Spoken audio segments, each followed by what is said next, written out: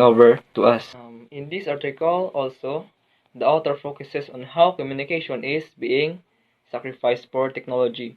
The types of technology mentioned in this article were social media, emails, text messages, and artificial intelligence, which are some of these things replacing regular face-to-face conversations. Another thing mentioned by Turkel in her article is that she prefers the face-to-face conversation over technology because it reduces our interpersonal skills, patience, and self-reflective skills. People need to build meaningful relationships with others to succeed in life. Without these relationships, people feel lonely and seek companionship, which they find through technology, and the cycle just keeps repeating. And technology is such great advancement in our society, but certain aspects of day-to-day life cannot be attained through these online techniques. How communication in our society is affected by the rapid growth of technology. So first is isolation. It's the feeling of wanting to be alone and bringing away themselves to other people. Technology makes a person antisocial, unsociable, and being isolated, simply because we are too busy using these technologies than building a great bond with those people that surround us. And technology may also bring bad effects in humans' life. Addiction as it is. Technology took over our life and that result to losing our ability to function as normal people.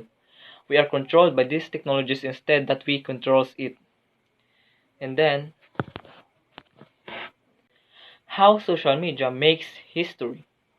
Clark Shirky is an adjunct professor in New York University and a graduate of Master of Arts in Interactive Telecommunications program. He speaks about how social media is affecting people's everyday lives.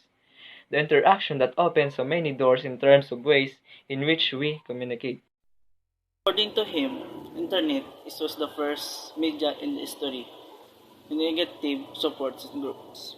Conversations all the time, sometimes internet has also become the negative encourage all another media. Every medium is right next door to every media. Every media is the grips on another language, on another theme than ever before to create a new media landscape. Earthquake in China. Social media playing a big role. It's helping raise money from victims of the environment scoring attacks in China. Transportation and pictures media elements with the A candidate and so another way once. It's the being exposed when complex, then change from the adjust to aspect people how ready to send message. They also affect people when want to send message. Okay. Sa nagtabo nga earthquake sa China, gingamit nila ang through social media para mabalaan sa mga tao kung anong man ang nagkalatabo dito sa China about sa natabo nga earthquake dito sa ila. We are entering it's a landscape. When media, it's a global social at the rest of the day. Wherein so people are longer of being discriminated to each another. Media is meant to be those of providing single message to composed by the individuals. It is a more obtained to creating environment of combining the supporting of groups. The video show how social can make history from the 20th century innovation until the internet, the change to be practice of how people communicate. This make story become from past 20th century of innovation until now. The 20th century, it's where innovation are updating play a big role. wearing a website global good.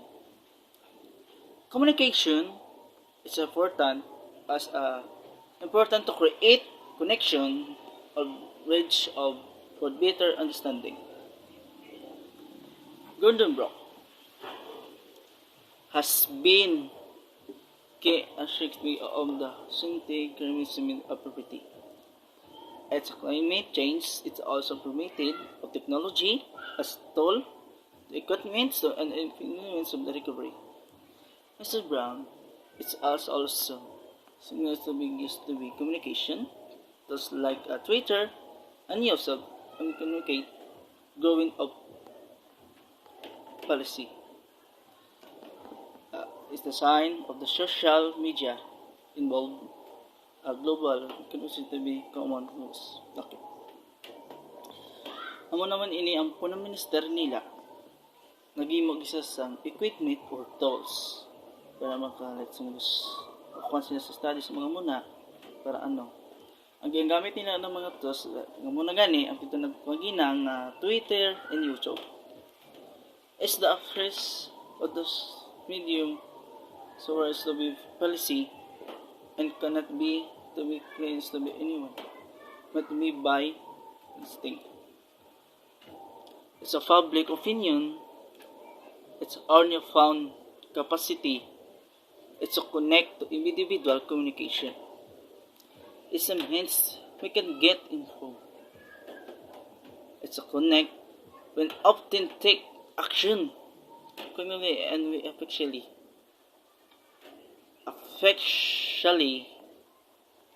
and not ever before but we having those tools when we can opening imagery and help building better community. It's a golden rule. It's a website. It's the instruments to be community to be together. This stands as not be reference to be another information website is made. It's to be used to be from individual. It's another people. How for a good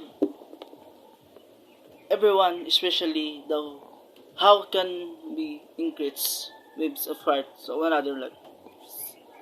When it's given to chance how to community and better words by wearing in global community and we can be do things to do better than those part of years.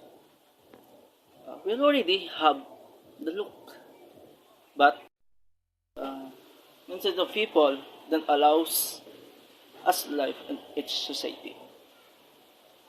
That's all over. So now let's talk about connected but alone.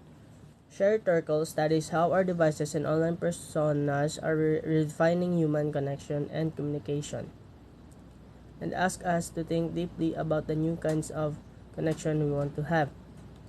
Along with what the TED Talk has discussed about the virtual world, it may seem almost familiar to everyone as of now that we're living in the 20th century where technologies become dominant.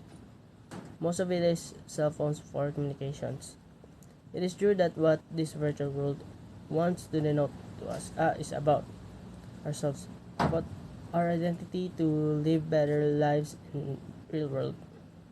These technologies or devices we have makes our lives to be easier and efficient. Most significant is spending the texting with someone special, special at the night, especially at night. TED Talk lecturer David Weinberger on the rise of chat booths and sociable robots. These devices in our everyday lives have a psychological power to change what we are, what we do, and how we think. They change who we are, that they are the one who probably control us. The Goldilocks effect is the idea that we can connect with others, not too much, not too little, but just right. People want being with each other and also elsewhere, connected to all the different places they want to be and control over where they are. Even parents don't give their full attention to their children because They are too busy with their gadgets, doing emails and texting, while their children complain about not having their parents' full attention. That's why at home, families all connected but alone together, instead of spending time together. Technology is so appealing because of the three reasons. It allows us to control where our attention is placed. We'll always be heard and will never be alone. We are drawn to sacrifice conversation for more connection. That's why the main goal for this is not to get rid of these devices, but to generate a self-aware relationship with technology, others, and ourselves. Digital technology is still its infancy, and there's no ample time for us to reshape how we build it and use it. So, as you can see na through the times nag-evolve ang aton communication. Like dati we only use telegraph or sending a letter sa aton mga families or friends. But for now, makasend na tas ang message through messenger, through text message sa cellphone, kag pwede man natin sila ma-email. Unlike dati nga medyo madugay pa, like mag-send ka talaga, it takes mga 1 week or pila ka days pag abot sa aton friends. Kag subong madali naman naton sila matawagan, especially kung maski diin lang, or pwede nga kung ara ka sa mall makatawag ka sa ila. Unlike dati nga ang telephone na ang sa balayta. Kag also ang main reason lang sa sining nga topic is to be efficient sa pag-use ng devices, kay sometimes why not a time spend time sa aton yung families, like we talk to each other when we're eating. Unlike subong do medyo natutok na kita sa mga gadgets, why not talaga storya kag o sanggid maging aware nga sometimes ang hambal man nga mga parents naton nga wala na time sa aton because nga natutok na sila sa gadgets, kag muna lang tani maging aware man kita sina. And for our quizzes, we have the 10 items identification, and for the essay type, we have the what are the advantages and disadvantages of globalization. So that's all for today. We are hoping that everyone learned from our report. Thank you for listening. Goodbye.